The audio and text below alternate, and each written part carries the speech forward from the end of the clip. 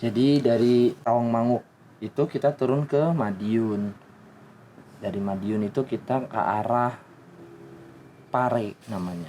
Oh iya iya iya iya Sebelum iya iya. sebelum masuk Oh itu Pare ya. namanya Pare. Kita hanya lewat ke Pare itu karena posisinya udah mau malam.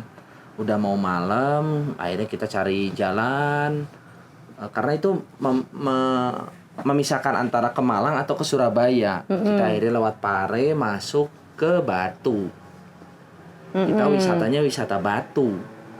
Tapi kita nggak nemu soalnya kita udah keburu malam sampai ke Batunya. Sampai ke Batu, tapi kita berhenti di perbatasan Selamat Datangnya Batu. Oh iya Setelah iya. dari Batu kita ngelewatin yang namanya wisata yang di Batu itu kan semua kita lewat Iya, tuh. iya. Kita lewat semua, tapi kita nggak bisa masuk soalnya kan udah malam tuh posisinya. Kita Iya, sampai betul. Kota Malang itu jam 11 malam. Kita istirahat, itu bener-bener lumayan agak ekstra. Emang nggak ketemu hujan hari itu.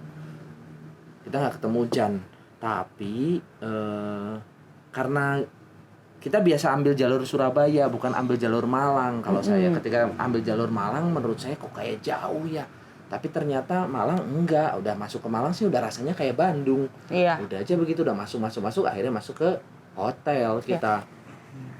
Udah dari situ, akhirnya kita nggak bisa nyari kuliner apa-apa tengah malam itu. Udah istirahat, kita ambil makan yang dekat-dekat situ aja. Nah, tapi emang lucunya kalau pergi sama temen ya, ada beberapa temen juga kan yang ikut dokumentasiin. Mereka kan pakai maps ya. Entah kenapa maps ini selalu membawa kita ke jalanan yang ngaco.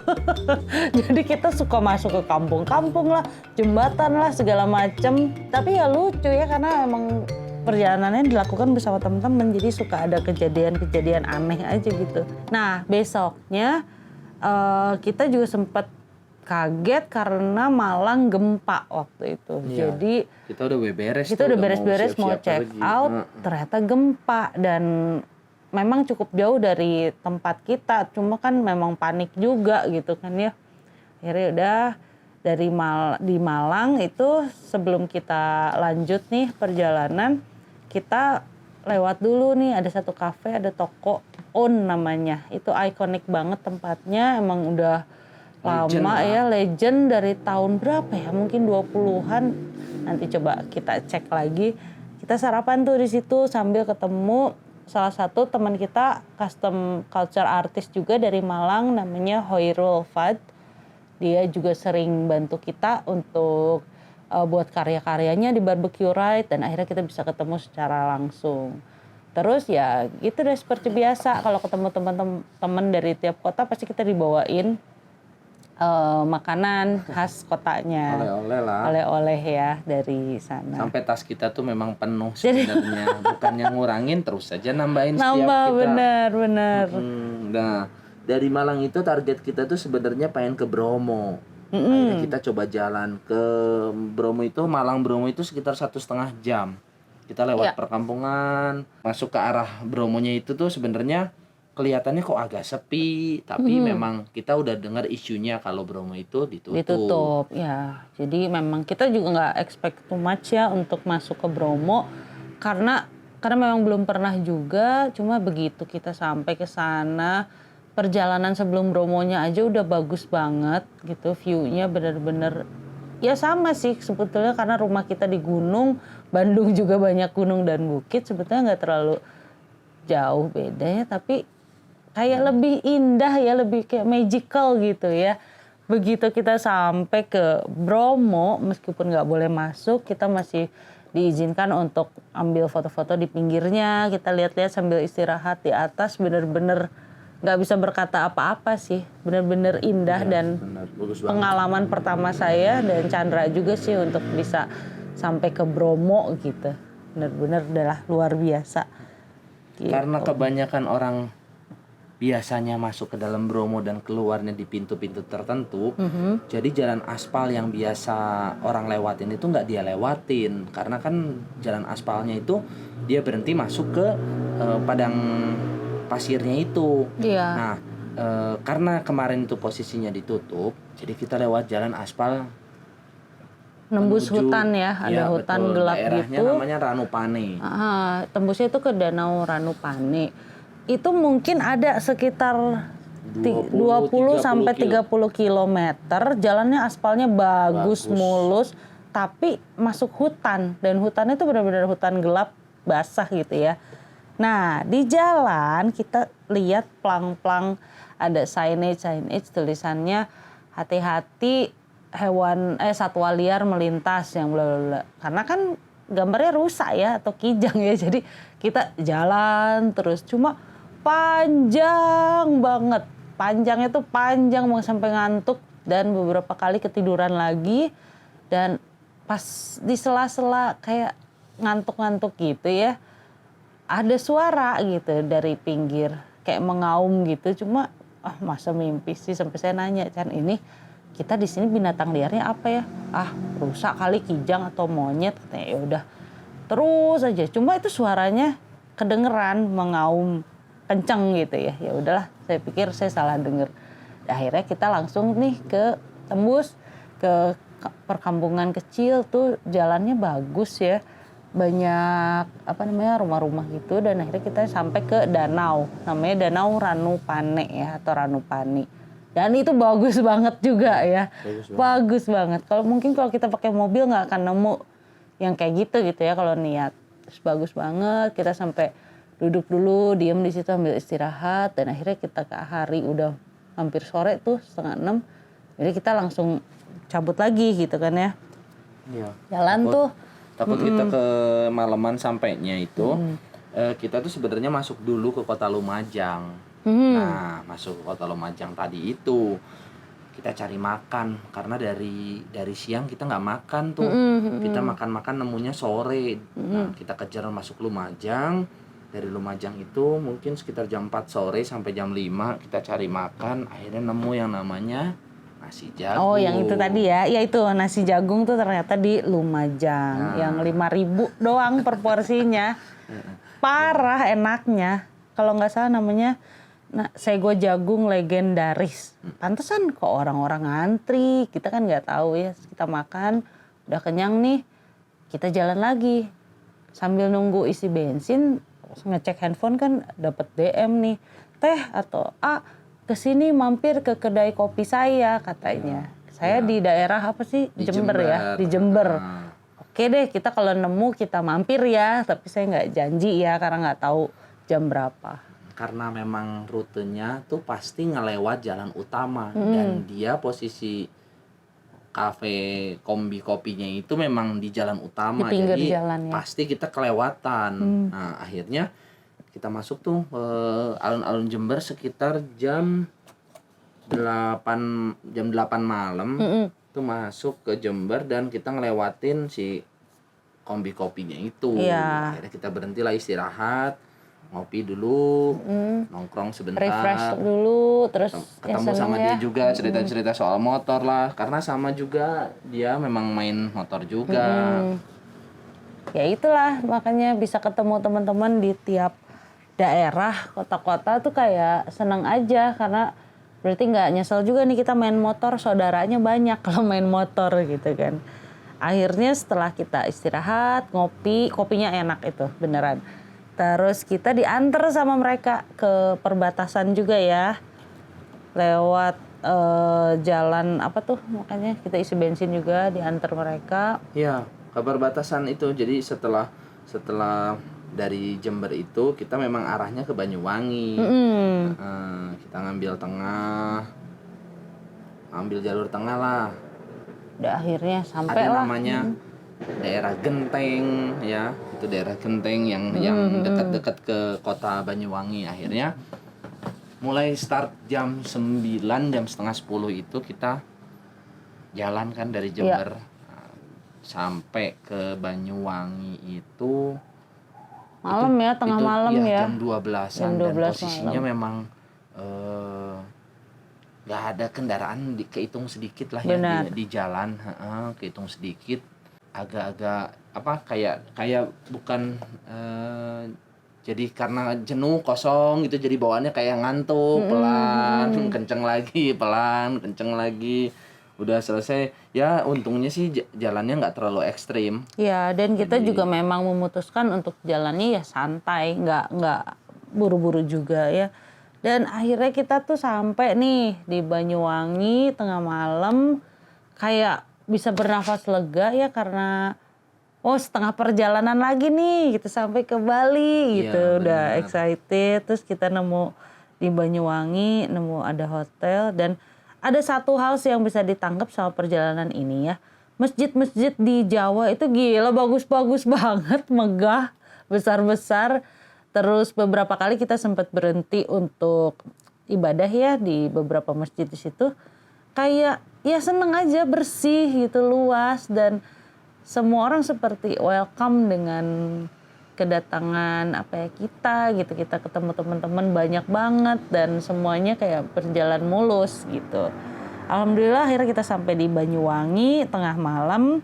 Kita check in, istirahat segala macem karena besok kita mau nyebrang kan ya. Jadi kita mau prepare lagi.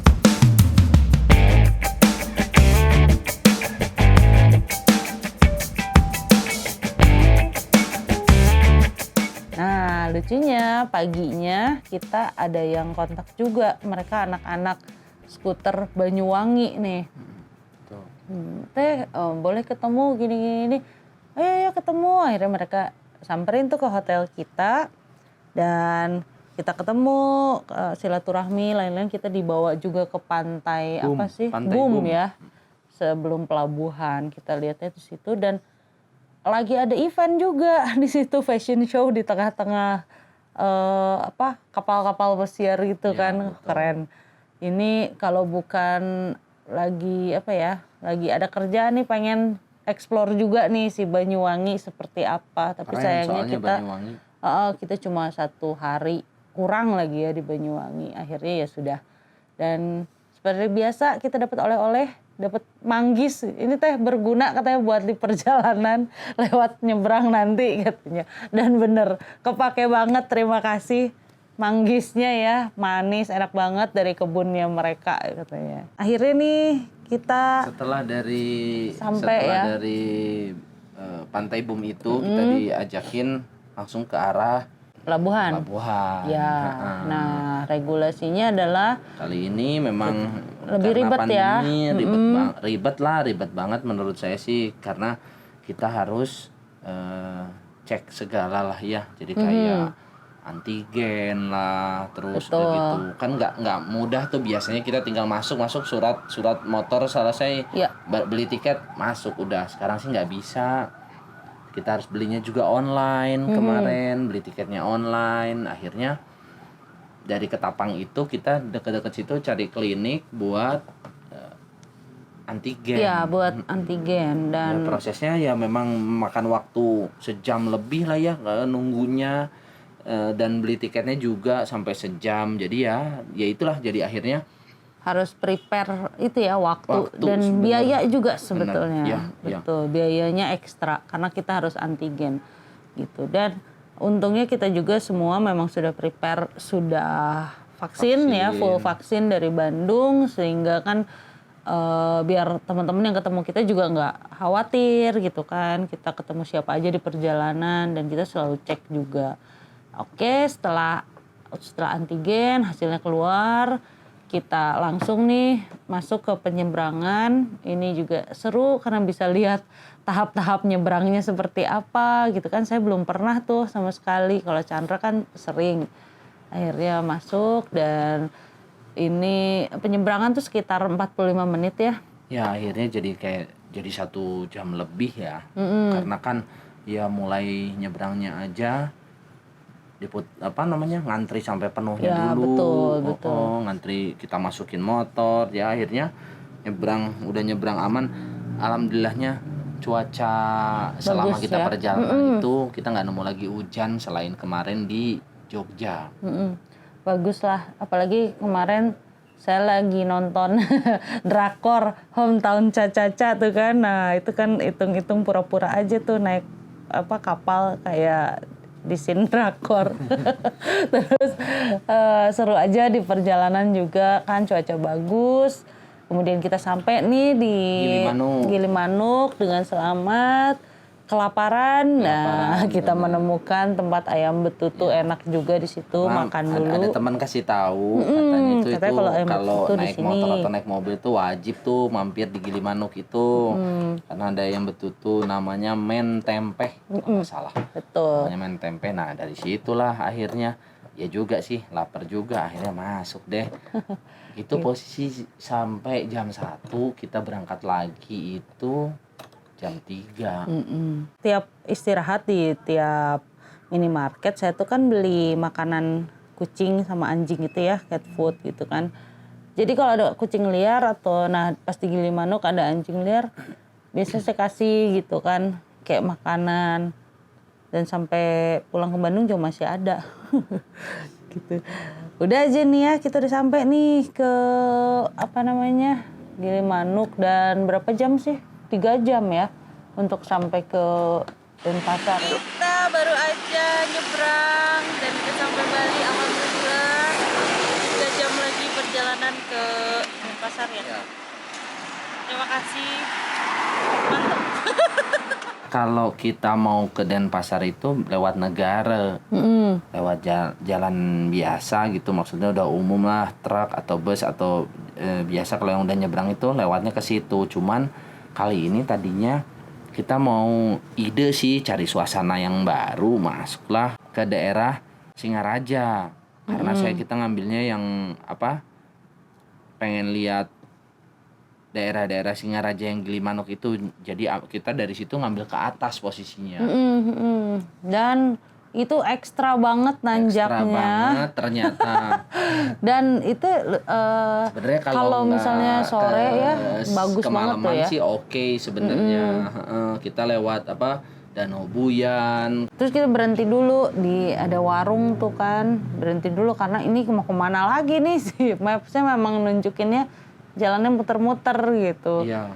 Kita itu lewat daerah namanya Goblek.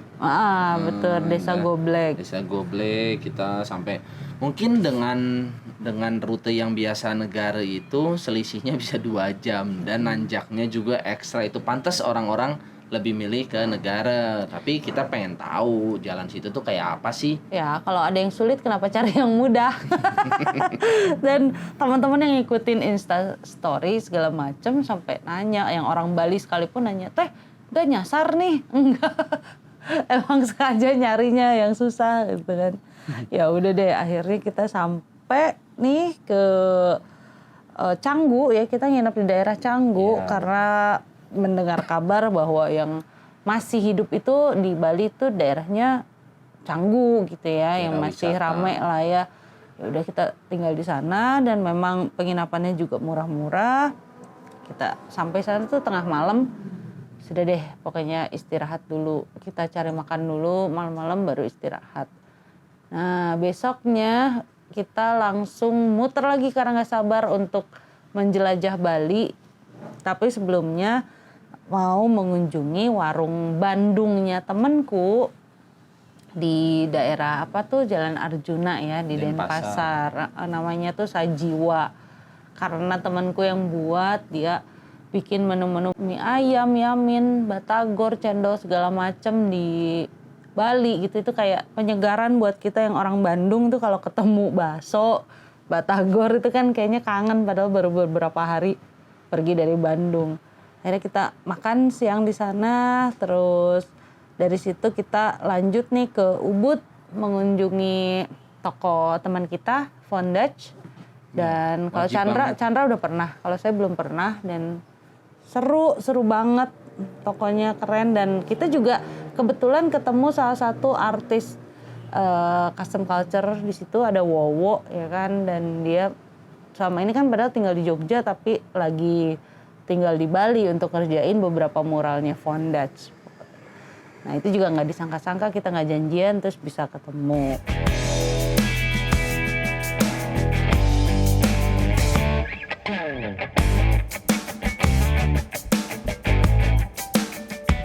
Setelah kemarin itu kita ke Fondage, kita nongkrong di Pondats, kita nyisir ya daerah-daerah Ubud gitu. Terus kita sambung lagi hari berikutnya kita masuk karena dekat ke hotel itu Deus.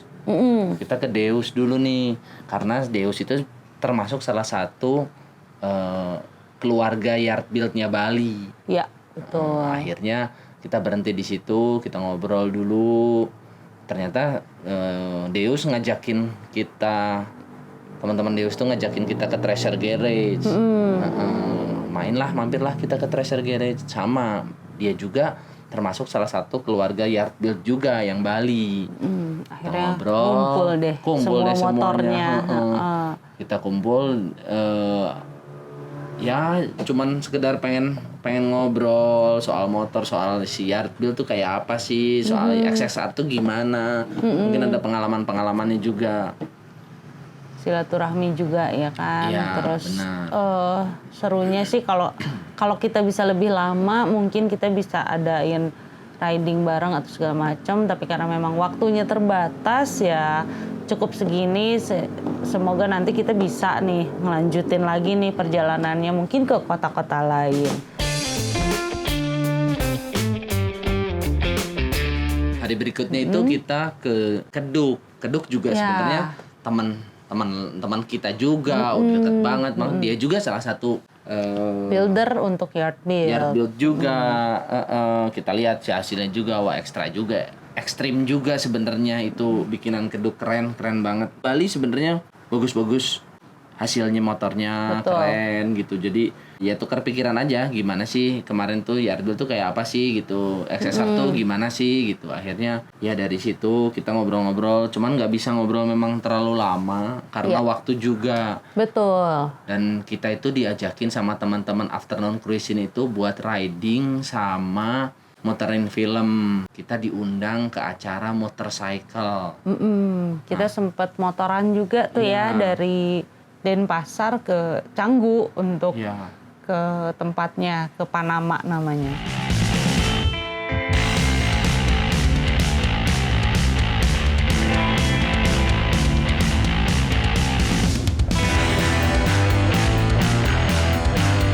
Kita juga ngunjungin temen namanya Backyard Custom. Dia juga temen Orang Bandung juga. ya sempat kuliah di Bandung. Sempat kuliah di Bandung. Karena memang seringnya kita jalan dan kita itu satu skena, jadi pasti kita tuh kalau waktunya cukup saya bakal muter ke teman-teman semua. builder. Iya, karena kalau waktunya cukup ya, tapi kalau enggak ya sekemampuan kita akhirnya. Ya, jadi kalau di Bali kita recap lagi dari Deus, kita ke Treasure Garage, kemudian ke Backyard Custom, kemudian kita juga bareng-bareng sama teman-teman Afternoon Cruising untuk riding menuju ke Panama. Ya ini lucu juga sih, cafe ada poolnya, ada enak banget lah, enak banget bisa masukin motor ke situ, terus ketemu teman-teman juga di sana. Pokoknya seru banget. Nah, mungkin teman-teman banyak banget yang nanya sama kita, berapa sih bensinnya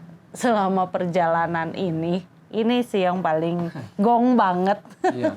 Jadi di luar ekspektasi ya. Iya benar, dipikir kita tuh bakal habis lumayan agak gede. Ya menurut kita sih segini sih irit banget ya. Kita hampir habis itu sekitar 280.000. Jadi kita cuma isi bensin sekitaran 4 kali mungkin ya. Iya. Full tanknya itu 70.000 aja. Teman-teman juga pasti kan kaget gitu, bukan hanya kita aja yang kaget, banyak yang nanya juga gitu ya, berapa sih kalau pakai motor, ternyata cuma segitu. Ekspektasi kita kan sekitaran 500 mungkin ya, 500 ke atas. Ya benar.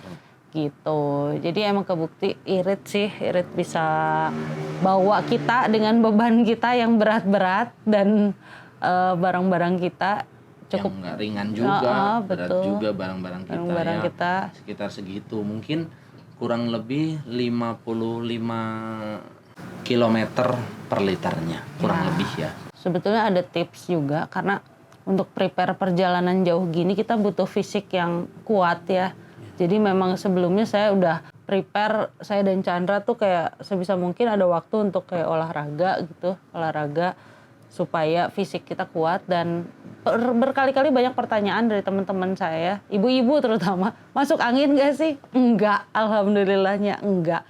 Baru kali ini saya bisa motoran tanpa masuk angin dan sakit-sakit badan yang banget gitu ya. Pegel iya betul, tapi karena memang sudah 2 bulanan sengaja begitu olahraga untuk persiapan touring ini, jadi ya memudahkan juga untuk perjalanan kita gitu. Dan alhamdulillah nggak kena sakit, nggak kena apa-apa. Kita juga akhirnya bisa prepare nih pulang ya. Akhirnya kita pulang pakai pesawat. Kenapa? Karena efisiensi waktu juga ya, supaya nggak terlalu lama dan anak-anak udah mulai ngamuk ya. Pulang, Cek. Pulang, anak-anak ngamuk. Mana satu demam lagi, nyari-cari gitu kan. Jadi udah pikirannya udah pengen cepet pulang juga. Motornya gimana? Motornya kita paket akhirnya. Motornya akhirnya dipaket. Terus 3 hari kemudian baru sampai ke Bandungnya. Betul. Nah, paketnya itu kira-kira sekitaran berapa sih kalau misalnya teman-teman juga mau tahu? Ya, tergantung sih ya. Kalau paket itu macem-macem. Kalau yang kita dapat sih kemarin sekitar 650.000. Jadi paketin motor 650.000, pulang kita harus PCR dulu. Nah ini sebetulnya ya, juga sih. ada hal-hal yang di luar prediksi karena keputusannya kan berubah-ubah tuh. Waktu kita pergi itu masih bisa antigen untuk melakukan perjalanan Jawa Bali. Ternyata begitu kita mau pulang ada perubahan bahwa kita harus PCR. Ya udah, kita akhirnya beli tiket pulang nih dan dapat jadwal PCR. Begitu lihat jadwal PCR, semua klinik di Bali itu penuh. Sampai akhirnya kita spare time 1 hari untuk PCR ya kan. Dan dapatnya jam 5.30. Mantep tuh, malamnya nggak usah kemana-mana. Semua tidur, biar pagi-pagi kita bisa PCR. Alhamdulillah sebetulnya itu yang bikin tegang. Karena begitu denger kan anak di rumah demam karena kangen kita kayaknya ya. Sempet kepikiran nih gimana nih kalau kita positif nih. Harus karantina dulu di Bali. Gila udah banyak pikiran aneh-aneh tuh kan ya. Begitu besoknya hasil keluar, alhamdulillah kita semua negatif.